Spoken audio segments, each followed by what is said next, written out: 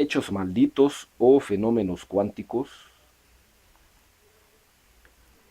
Las tres hipótesis contempladas han venido como anillo al dedo a todas aquellas personas que creen en la realidad de los fenómenos parapsicológicos y que desde hace más o menos un siglo vienen buscando una explicación física que pudiera sustentar este tipo de hechos, tal como en su momento lo hicieran incluso científicos como Schiaparelli, Richet, de Rochas, Maxwell, de Ansorval, los esposos Curie, Crookes, Freud, Jung o Edison. Si se pudiera establecer alguna relación entre cuántica y los fenómenos paranormales, los parapsicólogos creen que la conclusión número uno vendría a proporcionar una base en los fenómenos de precognición. ¿Se puede adivinar el futuro? Ha sido la pregunta tradicional que durante siglos se han hecho los seres humanos y ahí está amplio conjunto de profecías, mancias o artes adivinatorias que han florecido a lo largo de los siglos, pero la pregunta quizá haya estado mal hecha. Si el tiempo puede correr hacia atrás, no tengo que imaginar qué será el futuro. Tengo que recordarlo porque ya está hecho. Será el estado que me permita llegar a lo que hoy se está realizando. Eso al menos es lo que creen algunos científicos y físicos como Frances Olivier Costa de Beauregard, un ferviente defensor de los fenómenos paranormales. Y ciertamente la conclusión número 2 dice, los parapsicólogos cuánticos, podría justificar la acción de la mente sobre la materia. Los fenómenos PK, los tan conocidos poltergeist. No menos cierto que la número 3, transmisión de información a velocidad superlumínica, sería la base donde fundamentar casos como los de la telepatía. Un fenómeno, al parecer, instantáneo y que no se ve afectado por la distancia entre emisor y receptor. En la actualidad existe un amplio número de científicos que, sin llegar a los anteriores paralelismos, creen que podría existir alguna relación entre mecánica cuántica y parapsicología. Así, el citado Costa de Beauregard, director de las investigaciones en el CRNS, Jack Safarty, director del Physics Consciousness Research Group, y el premio Nobel Brian D. Josephson, de la Universidad de Cambridge. En una carta dirigida a John Wheeler, como hemos visto, especulador donde los haya, pero absoluto escéptico y enemigo acérrimo de la parapsicología. Beauregard y Josephson expresan su creencia en que los científicos deberían examinar la investigación de fenómenos paranormales con mentalidad abierta y ponerse a pensar en la manera de ampliar los límites de nuestras teorías presentes, con el fin de poder incluir estos fenómenos. Otros científicos se han conformado con teorizar, sino que también han intentado experimentar. En 1969, un físico alemán llamado Helmut Schmidt construyó una máquina basada en la desintegración radiactiva del estroncio 90. Como quiera que la emisión de electrones en ese proceso es puramente aleatoria, parecía un método ideal para probar si el observador puede influir sobre un acontecimiento que sucede a nivel cuántico. El aparato cuenta con unas lámparas, algunas de las cuales se encienden cuando la desintegración ha tenido lugar. Schmidt ideó un truco para ver si realmente la decisión de los sujetos experimentadores podían remontar el curso del tiempo y actuar sobre la emisión de los electrones. Para ello grababa sucesos que habían ocurrido anteriormente y se los presentaba a los sujetos como si aquello estuviera sucediendo en el instante presente. Sus detractores aseguraban que Schmidt nunca permite la presencia de extraños en su laboratorio para verificar las pruebas y que no suministra apenas información sobre el protocolo de sus experimentos.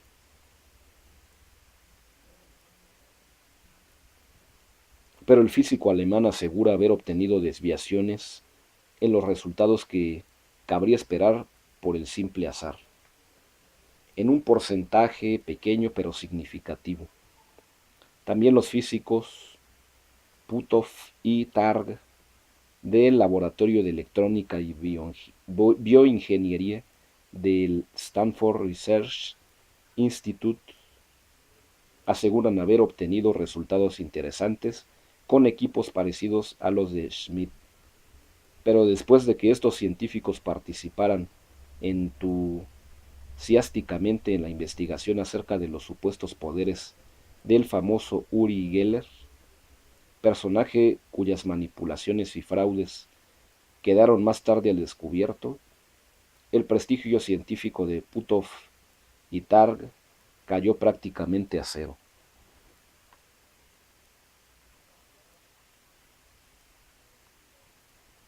Aunque la ciencia es tachada a menudo de excesivamente conservadora, los científicos han demostrado frecuentemente un valor a toda prueba al arriesgarse en terrenos altamente especulativos.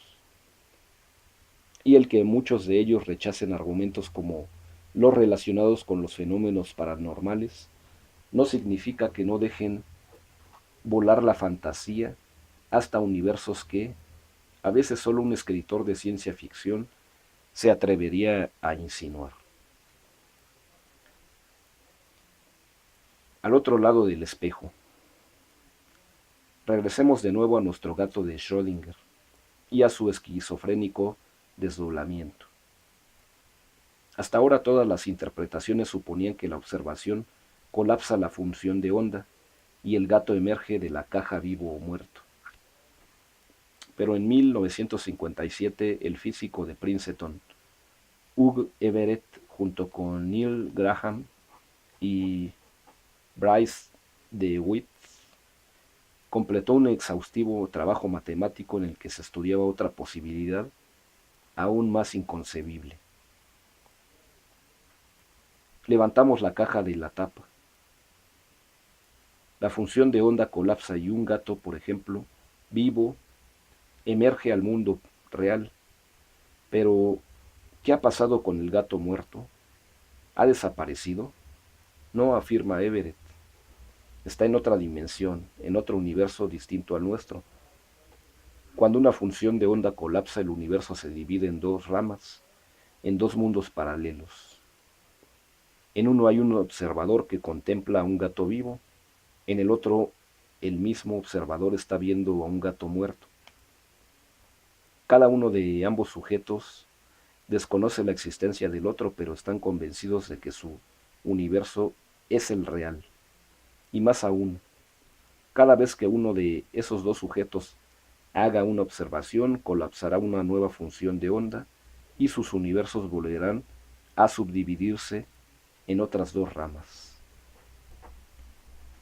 De modo que, siguiendo esa línea de pensamiento, existirían una infinidad de universos donde todas las posibilidades se están realizando, donde hay incontables copias de todos nosotros, cada una de ellas ignorante de la existencia de todas las demás y sin posibilidad alguna de comunicarse entre sí.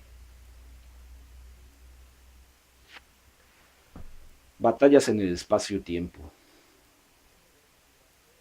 Extraño mundo, en verdad, el de la mecánica cuántica, tan extraño al menos como el sugerido por la relatividad. Ambas nos proporcionan no solo grandiosas y surrealistas visiones del cosmos, sino que también nos brindan los instrumentos para su comprensión. Las dos han sido comprobadas y ratificadas en miles de ocasiones. Ninguna de ellas ha demostrado su falsedad, cualesquiera que fueran las pruebas a las que hayan sido sometidas, pero ambas son mutuamente incompatibles. La relatividad, aun con todos sus fantásticos escenarios, es fundamentalmente determinista y carece del elemento aleatorio de la cuántica. Pero existen en la actualidad talentos científicos que intentan compatibilizar ambas concepciones. Quizá el más conocido de entre ellos responde al nombre de Stephen Hawking.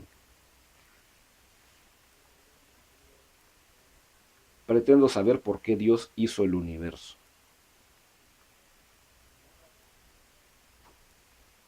Dicen que no hay otro como él, que es el mayor genio que ha dado la física en las últimas décadas del siglo XX.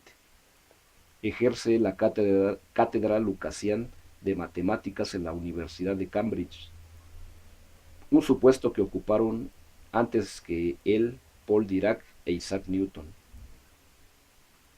Al menos una cosa es cierta: ningún otro científico desde que Einstein popularizara su teoría de la relatividad había conquistado la admiración del público con la misma intensidad que Hawking, hasta el punto de que su libro Historia del Tiempo ha sido un bestseller en varios países, aunque posiblemente el reconocimiento hacia este científico quizá no esté motivado tanto por sus teorías como por su talla humana. Desde hace muchos años Hawking padece una enfermedad degenerativa progresiva que le ha mantenido en una silla de ruedas sin permitirle apenas moverse o hablar, a pesar de lo cual está empeñado en una titánica labor intelectual que es la de armonizar esas dos grandes concepciones del universo, que son la física relativista y la mecánica cuántica. Para ello, Hawking ha centrado su atención sobre los sucesos cuánticos que acaso sucedan en el borde mismo de los agujeros negros. Como ya dijimos con anterioridad, el agujero negro o singularidad, un fenómeno que realmente los astrofísicos nunca han podido contemplar directamente, y de cuya existencia ni siquiera hay una certeza total. Es una extraña entidad prevista por la relatividad einsteiniana, cuando la masa de un objeto, como por ejemplo una estrella que se colapsa, crece desmesuradamente, obliga al espacio a combarse hasta tal punto que se retuerce sobre sí mismo, y en la misma singularidad acaba por desaparecer del espacio conocido. Esa curvatura espacial, la fuerza de gravedad, si usáramos su terminología newtoniana, es tan grande que el agujero negro absorbe cualquier cosa que se mueva en sus alrededores, haciéndola desaparecer sin posibilidad de retorno. Ni siquiera la luz, con sus 300.000 kilómetros por segundo, puede escapar a su poder de atracción, y por esa absorción total de la luz el objeto es negro.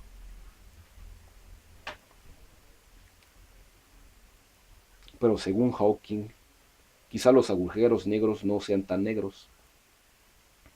Posiblemente sí emitían alguna radiación procedente del llamado horizonte de sucesos de la singularidad, justo en el borde del abismo. Allí los pares de materia-antimateria quizás se separen a causa de la enorme atracción gravitatoria. La partícula con energía negativa se precipitaría en el interior del agujero, mientras que la positiva saldría disparada hacia el exterior, radiando energía.